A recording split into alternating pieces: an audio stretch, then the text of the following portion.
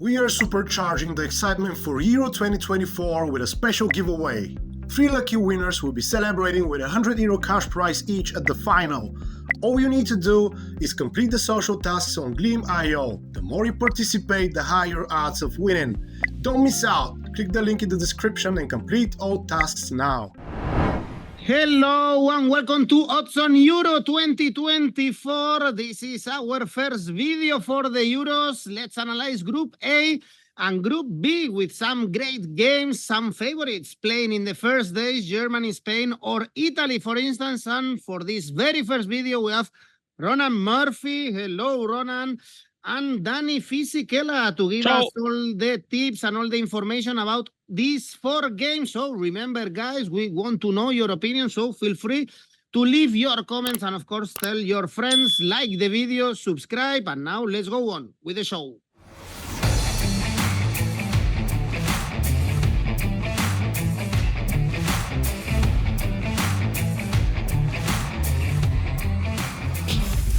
And the first game in this Euros is going to take place on Friday in Munich. The local team, the host, Germany, is facing Scotland. And we have the biggest favorite of this show, actually, in Germany, 1.3 to win, even lower than Italy facing Albania on Saturday. But there is a lot of doubts, let's say, about this new German team under Nagelsmann. We all know that Flick left or was sacked because the friendly games before this Euro were really bad. We have now Toni Kroos on the team after being crowned European champion again. So are we going to see a very different Germany, Ronan? This is my first question, under Nagelsmann than the one we saw in the World Cup, for instance, under Flick?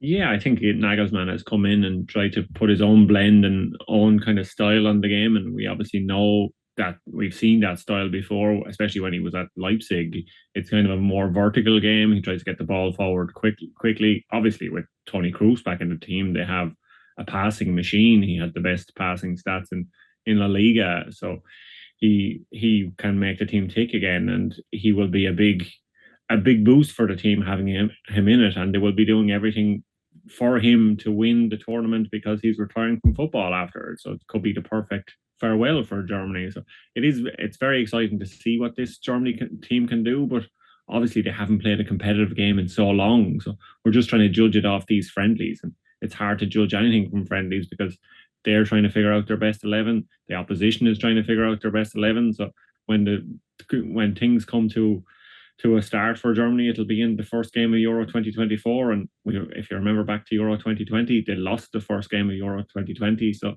they don't open these tournaments well. So it could be a way for Scotland to get into the match. Well, Dani, you are kind of half Scottish, so I guess there is a lot of support and hope in Scotland after qualifying for these Euros behind Spain in the group stages. And when we check the odds for this game, the bookies think that Scotland, they are not going to compete in this game, and I guess they could be competitive. Be really respected, maybe from the bookies. Obviously, you wouldn't tell I'm half Scottish. It's my other half who's half Scottish. But anyway, yes, I think Scotland come into this game as big underdogs, perhaps too big considering the patterns and their evolution under Steve Clarke in recent times. And as Roman rightly said, this is the first competitive game for Julian Nagelsmann at the helm of Germany. They were held to a draw 0-0 by Ukraine. They performed fairly well in recent friendlies against France and Netherlands, but you need to take these friendlies a little bit with a pinch of salt. When it comes to Scotland, definitely better drilled. For a period of time, they even had hopes to finish first in the qualifying group against Spain. They beat Spain, who were going through a little bit of a rebuild under De La Fuente. They were beaten in Spain, but under controversial circumstances. Scott McTominay thought he had scored the opener that probably could have changed the history of the group.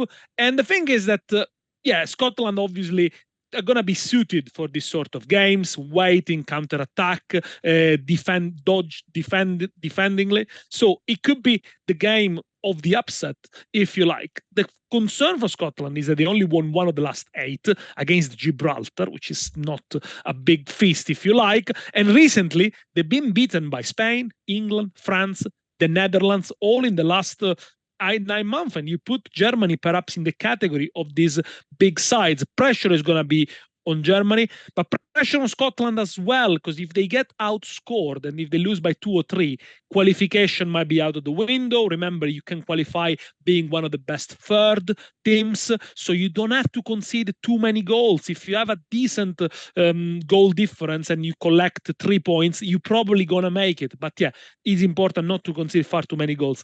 The problem for Scotland is that McTominay was the top scorer, 7 goals in the qualifiers, McGinn with 3, and then all the other players just 1 goal. Is this sustainable going to a big tournament? Do we have got enough firepower? Missing Lewis Ferguson, who plays for Bologna, who is out for the season, definitely a blow there. But when it comes to the host nation is always going to be backed in betting. It's one of the obvious ones. But if you look at the statistics around tournaments and host nations, most nations have been profitable recently. They do start, I read a betting guy recently, they do start with a plus 0.45 goal difference per match, which is greater advantage than in domestic football. In the Premier League, is plus 0.29 per match. Why? Because these days, traveling conditions and pitches and players are used to play away. But when it comes to tournament football, it's slightly different. Doesn't mean Germany is going to win every single game, but you could expect them to score 1 or 2 goals. However, I don't think Scotland going to be heavily beaten here, and I do like the value. Asian handicap plus 1.75 for Scotland, 184, which means if they lose 2-0, you only lose half a stake. If they're still 2-0 and they nick a goal, you win the full stake. Well, there are 2 ways to read this game. One is thinking that Germany is going to thrust Scotland and bet on Asian handicap minus for Germany. The other way is thinking that Scotland is going to keep it close, be competitive, and bet on Scotland Asian handicap plus. And the other option could be checking the goals market, for instance, and the bookies here expect a lot of goals. Over 2.5 goals is 1.73. I don't know how is the goal threat of Germany. Some of our tipsters in the preview you did for the Euro pointed out Musiala as one of the stars of this tournament. Where is the goal threat these days for Germany? Of course, we've seen 𝗀𝗏𝗀𝗏 in the Champions League final, for instance. Ronan?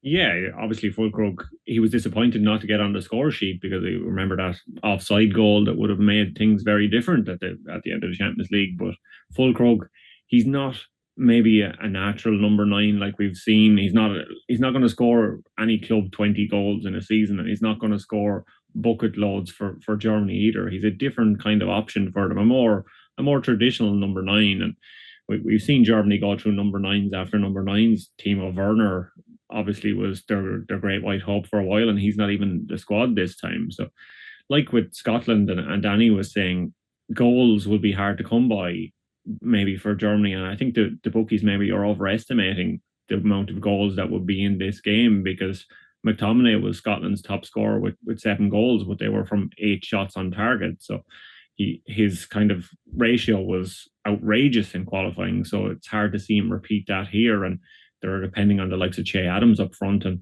with Germany, I'm not sure they'll even start 𝗀𝗏𝗀𝗏 in these games. Maybe it'll be Kai Havertz as a false 9 with Florian Wirtz off him, Jamal Musiala, and these aren't players who are going to guarantee you goals. So this could be one where you look at maybe lower than the total goals, or even both teams to score no. I think is a good option at 1.63 in this one, because like many opening games, they tend to be a bit nervy, or the teams are kind of feeling themselves to see how they go, and neither team will want to make too many risks. So it could be a low scoring affair, which isn't great for watching on TV or in the stadiums, but it could get some money in your pocket, hopefully.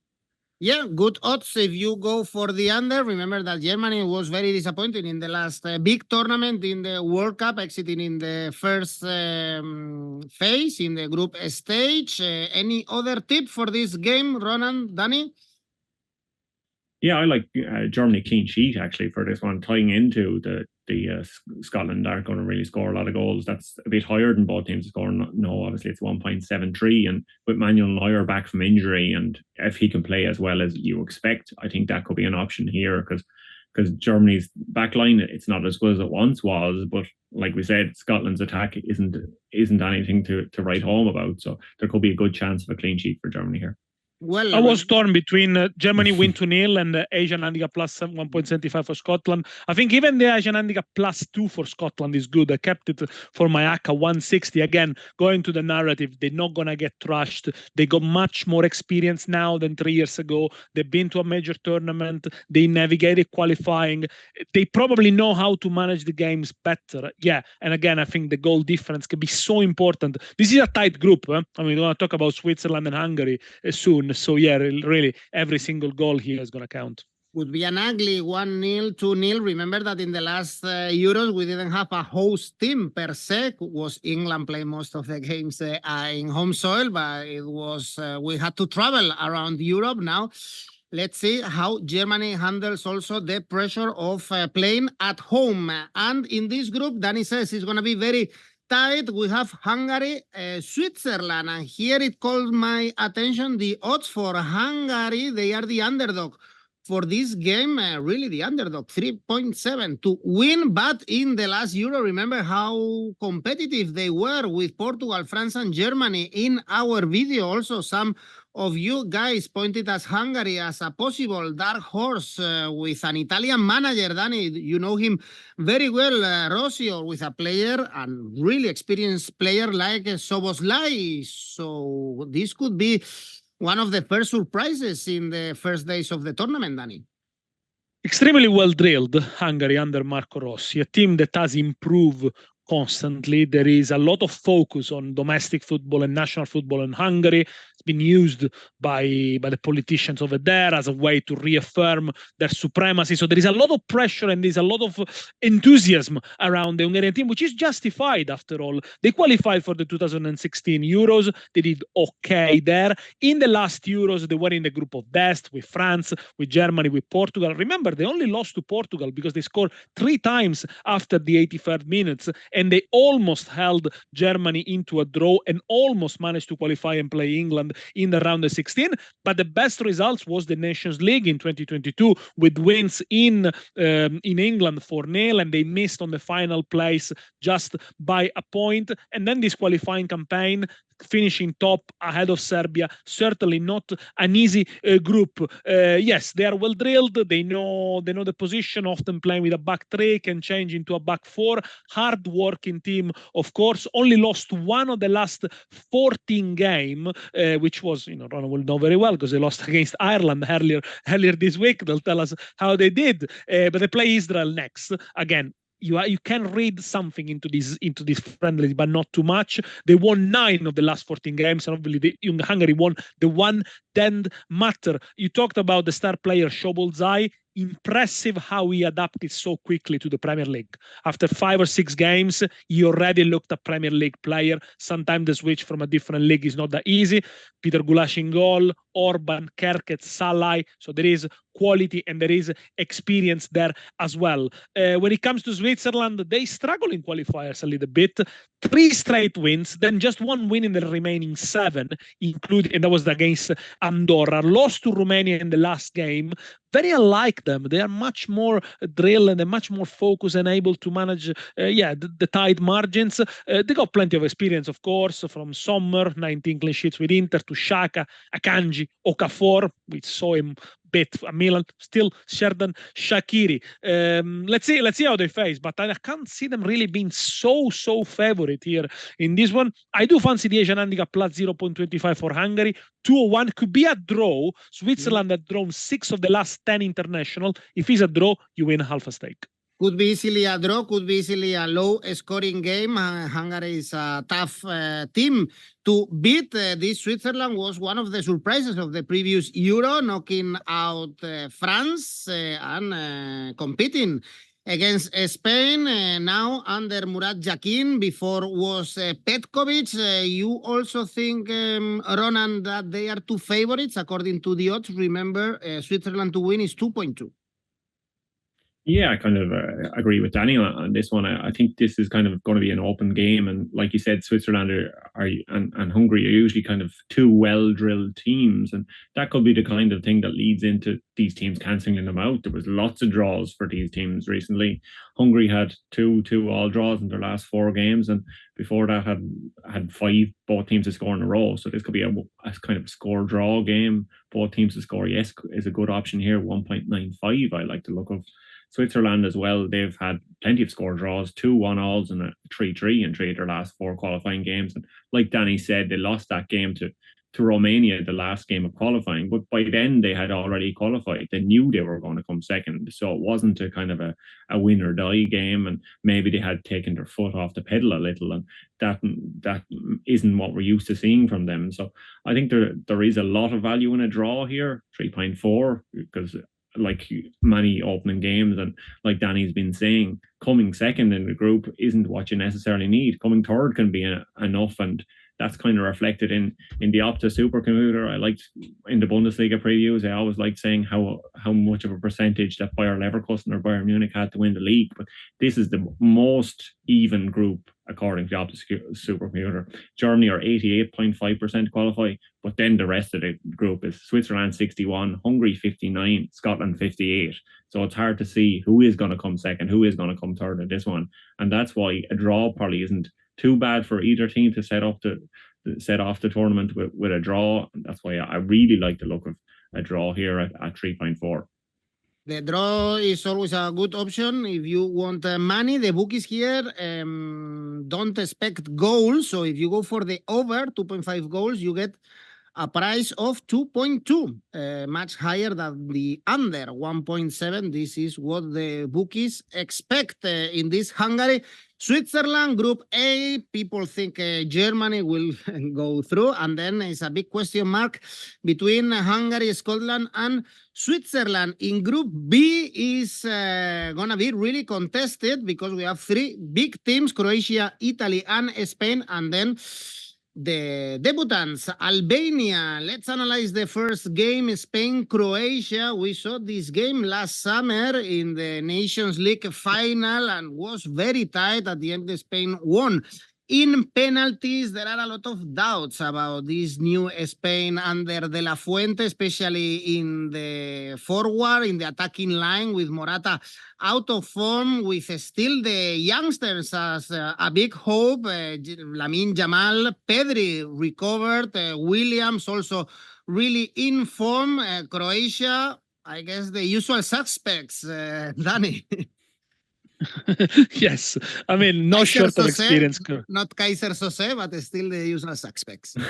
Well, I think no short of experience Croatian. The last game they played, they had 7 players with over 50 caps in the starting lineup, from Modric to Brozovic to Kovacic, Kramaric. There's even been a recall for Perisic, who's been injured most of the season. The Mago Evida. Then up front, you got the Kramaric, who, by the way, averaged 1 goal every 3 games with Croatia. And that's the top scorer for Croatia, 𝗵𝗵𝗏. You almost know them by heart, of course, bolstered by the likes of Joško Gvardiol, Leverkusen fullback Stanisic. So that goes to show that Croatia, a nation of 3.5 million people, more or less, give or take, probably the second smallest nation with Albania and Georgia in these Euros, still produce a lot of talents. And it's incredible how they make, it's almost like a conveyor belt for talents. But this could be the last hooray for the golden generation, a team that has got to a World Cup final, a World Cup semi-final,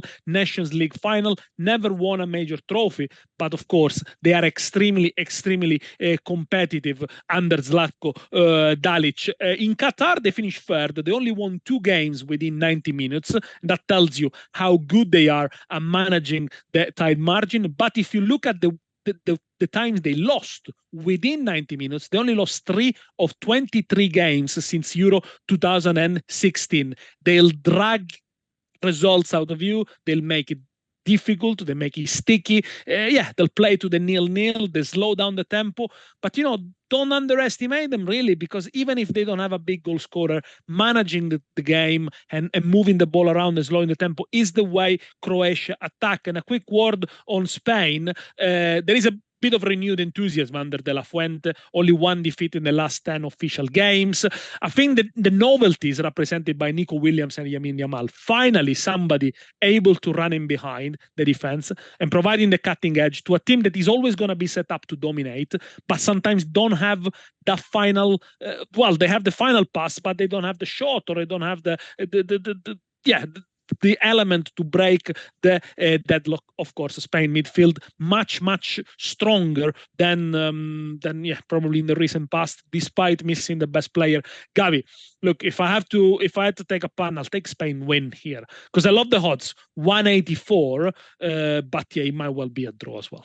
I don't know about the enthusiasm in Spain. No, you're not enthusiastic. I am not enthusiastic at all. I see a lot of problems in the team, but some, of course, youngsters, some energy, some European champions in the names of 𝗏𝗏𝗏𝗏 or Nacho. What I don't like as well are the odds for Spain. I think they are too low. I don't see Spain as favorites, to be honest, when they are going to face Croatia. By the way, they play in Berlin. I guess these two teams want to play the first and the last game in this stadium. Yeah. Ronan, how do you see? Do you agree with the odds? This 1.8 for Spain to win. I think this is too low. Yeah, I actually am agreeing. I like the look of Spain to win this one, because Dani gave a stat there about Croatia not losing matches, and Spain's is similar. They, excluding penalty shootouts, Spain have just lost 2 of their last 22 games at the Euros, so they don't lose matches. And those, if you remember back, those losses were actually against Italy and Croatia at Euro 2016. So Croatia have been a bit of a bogey team for Spain, but I like the look of this kind of new generation of Spain players coming through. And you mentioned that the usual suspects for Croatia, I think maybe Modric will be walking with a limp after, like 𝐿𝐼𝐳𝐳 after this tournament, because this is definitely going to be his last hurrah for Croatia. And this golden generation has been around forever. The coach has been around forever with them. 𝐿𝐼𝐻 𝐿𝐼𝐻, like Dani said, he is a very experienced coach. I had the pleasure of speaking to him at the World Cup in 2018, and he is a cool, calm, kind of calculated operator, and he will be kind of doing everything in his power to set up this team to slow down Spain, to stop Spain getting too many chances, because Spain kind of need to get into the box to score, because of their last 50 goals at the Euros, they've all been outside the box or inside the box. Their last time they actually scored a long-range goal at the Euros was Raúl back against Slovenia in Euro 2000. So if Spain don't get the ball into the box, they're going to be kind of throttled here by Croatia. But I think it will be an open enough match, because if Spain can use some of the pace of the younger players, the clever ability of Lamine Yamal and players like that, I think they can make a huge difference, and maybe Morata can get back among the goals again. So I like the look of total goals over 2.5 as an option here. That's 2.1, because Spain, they averaged over 3 goals per game in qualifying, so they scored a lot of goals in qualifying despite the doubts over that attack that they had. So I think they can score goals here. And Croatia, maybe they're not the same golden generation that we've seen at World Cups past. I don't want to jinx Morata, but he hasn't scored in the second part of the season with Atlético de Madrid. With Spain, actually, he has a good record, but perhaps it's good to put your money on 𝗏𝗏𝗏𝗏𝗏. He's scoring, and he has the full trust of Luis de la Fuente when he's wearing the red t-shirt. This Croatia-Spain is one of the best games, in my opinion, in match day 1, and it's a must-win. The other one for Italy, Dani, Albania, the debutants are playing against the champions, so this is a big game, and the odds, of course, place Italy as favorites 1.4, but there are a lot of questions around Italy. Dani, of course, Spalletti is the new manager, not anymore Mancini, the one that crowned this team as champions. Also, many of the players are absolutely new. I would say there are no stars in this team. No. Perhaps Chiesa could be the star,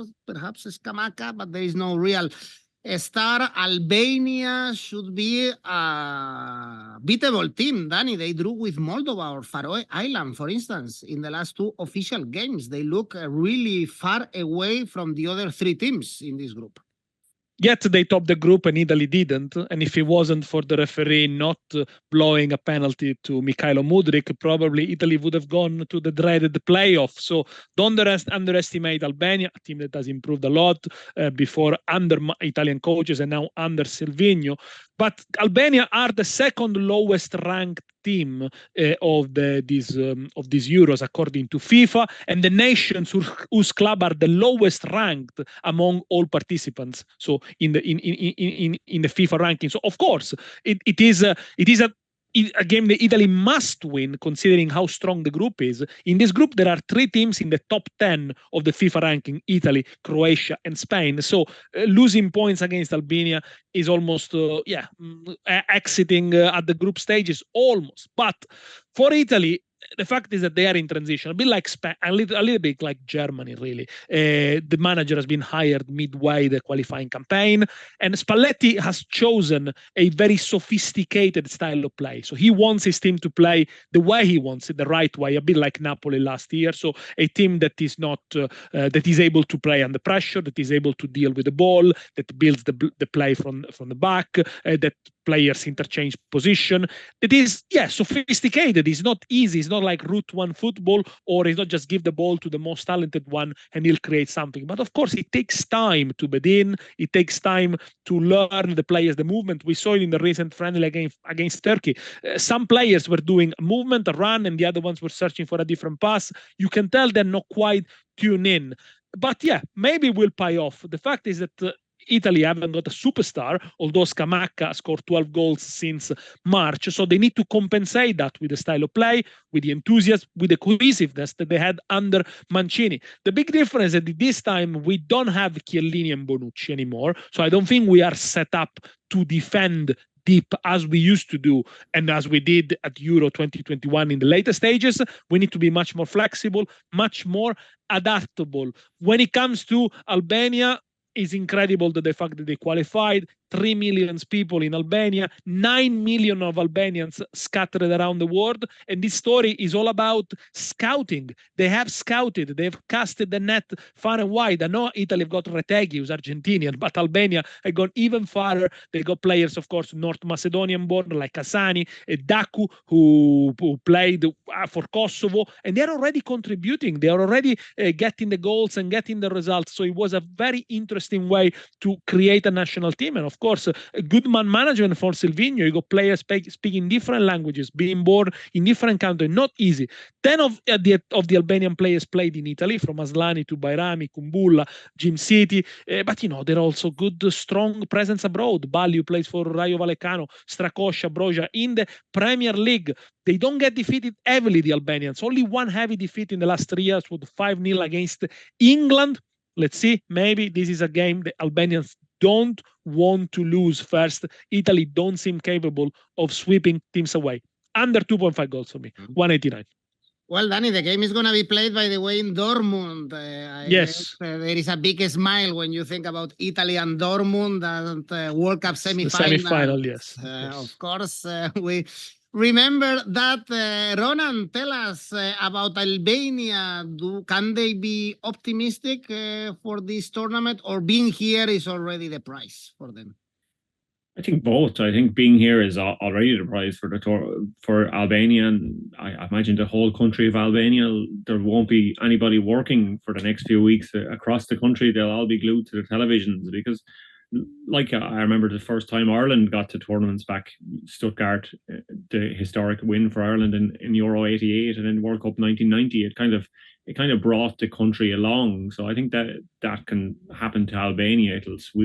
They'll be swept up in the hype of playing at their first international tournament. And it means so much to a small country. And I think the way Silvino has this team playing, they're actually very exciting, and they're going to surprise some people at this tournament, because the way they've pulled in all these disparate players from all around the globe, the recruitment, like Dani said, has been excellent. And some of these players will surprise many people watching at home. And obviously, Broha will be the most familiar to many players because he's with Chelsea and was on loan at Fulham, but he didn't really have a great loan spell at Fulham, and he will be determined to prove his worth, especially on the transfer window, because it's unlikely he's going to stick around at Chelsea. So he'll have to do something. But I like the look of Menaj as well from Turkey. He scored 18 goals in the Turkish Super League for Sivasspor. So they have these players that are capable of playing at a higher level maybe than they would get credit for. So I'm excited to see what they can do, because like Dani said, they topped the group, and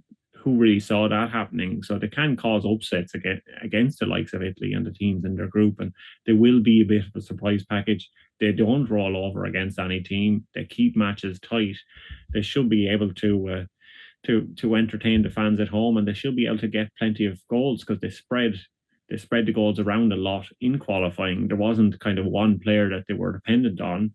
Broha didn't even score in that qualifying game, in that qualifying campaign. So I think this can be a team that will surprise many, and especially like Dani's saying that Italy in transition, maybe they're not up to speed as they should be quite yet. This could be a chance for Albania maybe to get a positive performance, maybe not a positive result, but a positive performance to start off their international tournament campaign and give people at home a lot to cheer about. So I like the look of total goals over 2.5 for this one, because I think it could be an open match. That's 2.05. I think that could be a good option here. Okay, you disagree? Actually, Dani is going for yeah, actually, I cannot see us scoring. That's all. Just one or two. But you guys both have no faith in your international teams. It's like you were Ireland fans. That would make sense because we haven't experienced victory apart from that friendly victory over Hungary. We don't know what wins and goals are like. But yeah, so you guys just are I think you're too pessimistic about your team. I think you can tell that there is a different point of view when you support Italy, Spain, Germany, England. Is the pessimism that looms over when you support a team like Ireland, Scotland? It is completely different. But yeah, probably Albania will be on the other camp. Yeah, the enthusiasm, the joy to be there.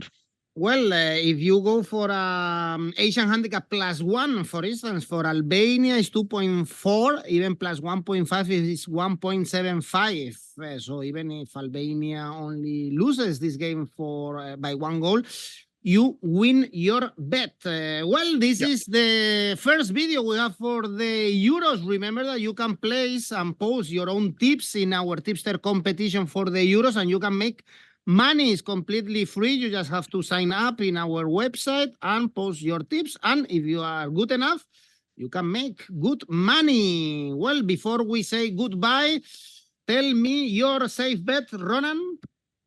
I'm not sure Dani will agree, but Italy win is my safe bet. I'll take it all day. I mean, I'm happy with that. I hope you win. I hope you win. Dani, are you saying Spain to win? No.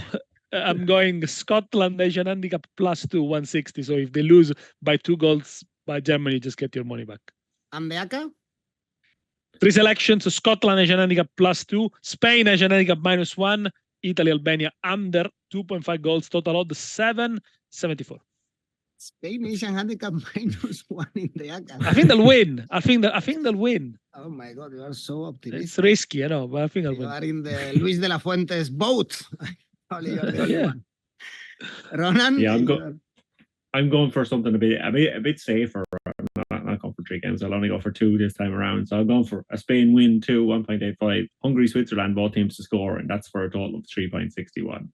Well, this is very tough betting on Euros. That's why there are so many discrepancies. So remember, guys, that we also want to know your thoughts. Post your comments, your tips in the comment section. Thank you, Ronan. Thank you, Dani. See you at the tournament. Bye-bye.